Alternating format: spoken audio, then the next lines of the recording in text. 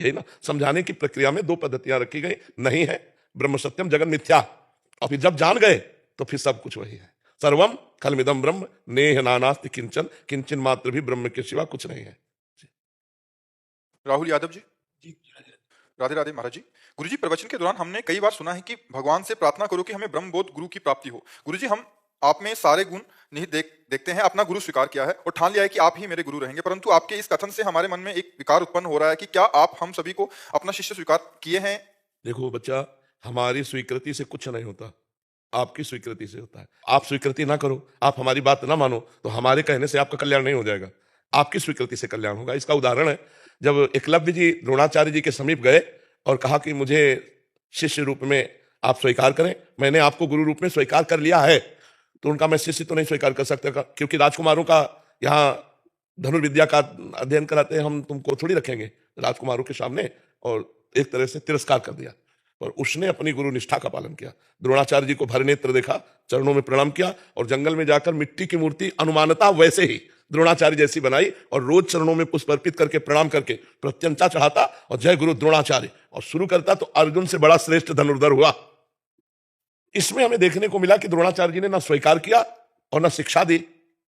ये तो अध्यात्म है, उसमें तो जरूर शिक्षा की जरूरत है, प्रत्यंचा चढ़ाना, दिव्यास्त्रों का संधान करना, उनका संवरण करना, बहुत ज्ञान की आवश्यकता, सब ज्ञान प्राप्त हो गया। एकलव्य ने गुरु द्रोणाचार्य जी को गुरु माना, द्रोणाचार्य जी ने शिष्य नहीं माना। तो गुरु के माने शिष्य नहीं, शिष्य के माने गुरु है। यदि आप अपनी निष्ठा में परिपक्व हो तो हम कहते हैं हम नहीं जानते, तुम्हें नहीं मानते, तो भी आपको परम कल्याण की प्राप्ति हो जाएगी। गुरु को पता भी नहीं चलेगा और शिष्य ऊंचाई पर चला जाएगा। जैसे द्रोणाचार्य को पता नहीं था कि एकलव्य इस कोटि का धनुर अभ्यास कर चुका है। अर्जुन आशीर्वाद प्राप्त थे, लेकिन आश्चर्यचकित हो गए एकलव्य के हस्त लाघव को देख करके। तो हमें लगता है कि हमें एकाकी प्रेम करना चाहिए गुरु से। आप हमें प्यार करते हैं कि नहीं, आपका विषय है, लेकिन मैं आपको प्यार करता हूं, करता ही रहूंगा, ये हमारा विषय है।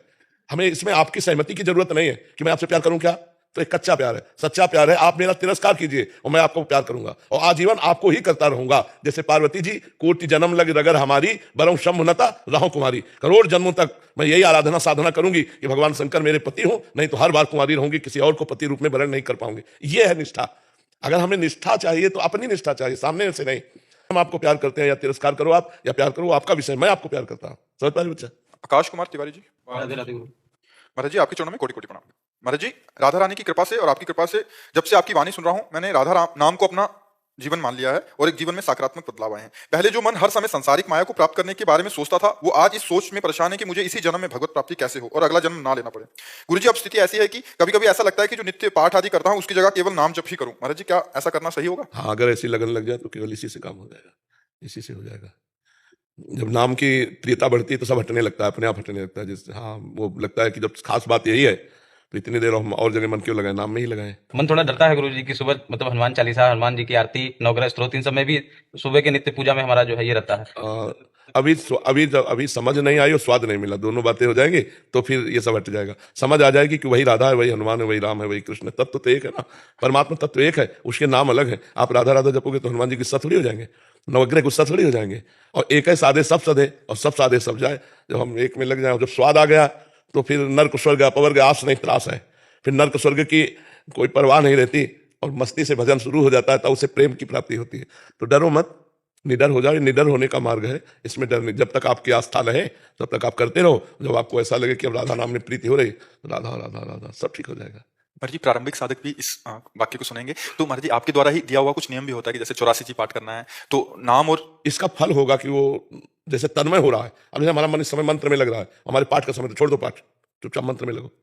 मन लग रहा है तो जहां लग रहा है वहां हटाने की। अब हमारा मन पाठ में लग रहा है और मंत्र जपने का समय तो हम पाठ में लगेंगे, क्योंकि मन लग रहा है, हमको उसको सपोर्ट करना है। वो तो लग रहा है और उसे सपोर्ट कर दिया तो बहुत अच्छा पाठ हो जाएगा, बहुत अच्छा जप हो जाएगा। अब मन कह रहा जप करो, करो पाठ, तो स्वाद नहीं बन पाएगा। तो मन जिधर लग जाए, हाँ विषयों की तरफ मन जा रहा है तो उसे घसीट के लाओ भगवत स्वरूप में, लेकिन भगवान के इसी अभ्यास में, या तो पाठ में लग रहा है, मान लो सेवा में मन लग रहा है तो हम सेवा में लगा रहे हैं, जप में लग रहा है तो जप में लगा रहे हैं। अब जैसे वाणी का आवेश है, वाणी का वेग आ गया, अब गाने में लगेगा, अब जपने में नहीं लगेगा। तो उस समय साधक को देखना चाहिए कि गाने का मन है तो हम 84 जी गा रहे हैं। अब वाणी का वेग शांत हो गया है, अब बोलने की इच्छा नहीं, अब बोलोगे तो अच्छा नहीं रहेगा, मन प्रसन्न नहीं रहेगा, तो अब जप में लग जाओ। आंतरिक मन की स्थितियों को देखना चाहिए, उसके अनुसार चलना चाहिए। और महाराज जी, आपने बताया था कि जैसे शादी के पहले बहुत सारी फोटो देखते हैं हाँ। और शादी के बाद एक की, तो मैं 2 महीने से आपको देख रहा हूँ, तो मैं जिस भी मंदिर जाता हूँ तो मैं अब सिर्फ राधा राधे करता हूँ, जी क्योंकि हरि हर हैं और सब मेरे को काफी 28 नाम मैं बार बार जपता हूँ, जी जी क्योंकि मेरा मन 28 नामों में याद हो गया। उसमें बस एक ये था कि जो पूर्ण चंद्र विभानना है, जी वो पूर्ण चंद्र विभानना है या पूर्ण चंद्र निभानना है, क्योंकि पूर्ण चंद्र विभानना होता है पूर्णिमा की चंद्रमा को सुशोभित करने वाली, जी वो निमानना है या विभानना है? पूर्णचंद्र विभानना। विभानना और पूर्णिमा की चंद्रमा को सुशोभित करने वाली पूर्ण चंद्र विभानक। और आनंद का मतलब मुखारबिंद होता है। पूर्णचंद्र निभानना, हाँ, आनंद का मतलब मुखारबिंद होता है, जिनका पूर्ण चंद्रमा के समान मुखारबिंद प्रकाशित हो रहा है, तो पूर्णचंद्र निभानना में भी आता है। जिनका मुखचंद्र तेजोमय चंद्रमा के समान, आनंद मुख की आभा, जिनके मुख की कांति, जिनके मुख की शोभा पूर्ण चंद्रमा, पूर्णिमा के चंद्रमा की कांति के समान, और उसका क्या तुमने कहा पूर्णचंद्र विभानना का? पूर्णिमा की चंद्रमा को सुशोभित करने वाली। नहीं, पूर्णिमा के चंद्रमा को सुशोभित करने वाला ऐसा नहीं बनता, जिनके श्रीमुख की कांति की आभा पूर्ण चंद्रमा की कांति के समान। पूर्ण चंद्र निभानना, आनंद माने मुख, आनंद माने मुख होता है। वो इसलिए आया क्योंकि आपने जब ये जाप बताया था तो नीचे कमेंट्स में बहुत लोगों ने विभानना लिख रखा था, उसमें कंफ्यूजन हो गया। वैसे वैसे हमने बोला निभानना ही है शायद, निभानना। पूर्णचंद्र निभानना है, निभानना है, हाँ पूर्ण, क्योंकि जो हमने लिया है वो राधोपनिषद से लिया है, राधोपनिषद है एक, उससे लिया हुआ ये रासेश्वरी रम्या कृष्ण मंत्र। मंत्रादि देवता सत्या सर्वाद्या सर्वज्ञा वृंदावन विहारिणी वृंदा राधा रमा आशीष बहुतों को याद हो गए, तो बहुतों को याद है। कृष्ण श्री कृष्ण वल्लभा वृषभानुसुता सत्या सत्यपरा सत्यभामा। संदीप सिंह जी अलीगढ़ से। राधे राधे महाराज जी, आपके चरणों में कोटि कोटि प्रणाम। महाराज जी, मैं आपका सत्संग व राधा नाम जप करने का 1 वर्ष से प्रयास कर रहा हूँ। महाराज जी, मुझे आपके सत्संग तथा 1 वर्ष के अनुभव से पता चला है कि वास्तव में नाम जप से मनुष्य गलत बात व गलत कार्य नहीं करता। मैंने ये अनुभव किया है कि जब भी मन में गलत या नकारात्मक चिंतन आता है तब आपका चिंतन आ जाता है और जोर जोर से राधा राधा राधा जपने लगता हूँ और अपने आप ही सकारात्मक विचार आने लगते हैं। महाराज जी, ये चिंतन और मनन दृढ़ बना रहे, इसके लिए यही अभ्यास करते जाओगे, दृढ़ हो जाएगा।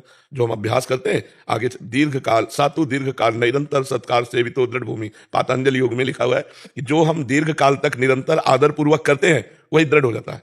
सातु दीर्घ काल निरंतर सत्कार सेवितो दृढ़ भूमि, जैसे हम नाम जप आदर पूर्वक करें तो थोड़े समय बाद नाम जप दृढ़ हो जाए। दृढ़ हो जाने का मतलब हम किसी से बात कर रहे हैं, रुके तो चल पड़ा राधा राधा, हमने जपा नहीं लेकिन चल पड़ा, हम सो के उठ रहे राधा राधा राधा, तो मतलब वो दृढ़ हो रहा है। अब वो हमको पकड़ रहा है, पहले हमने पकड़ा राधा नाम को, अब राधा नाम हमें पकड़ रहा है।